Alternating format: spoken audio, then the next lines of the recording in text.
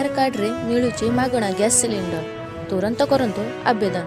जदि आपण एजाएं घरोई gas cylinder connection पाई पारि नाहंती तेबे चिंता करंतु नाही, कारण केवल आधार कार्ड थिले आपणଙ୍କୁ सहजरे गैस सिलिंडर मिली परिबो। उज्ज्वला योजना आरंभ हेबा परे गैस कनेक्शन पाइबा एक प्रकार सहज होईछि। प्रत्येक घर को गैस सिलिंडर जोगाई देबाकू संकल्प करिसेंती केंद्र सरकार। एथिपई जेकोनोसी समय हिताधिकारी आवेदन करिपारिबे। एथिपई आ कौनसी चिंता करिवार आवश्यकता नाही।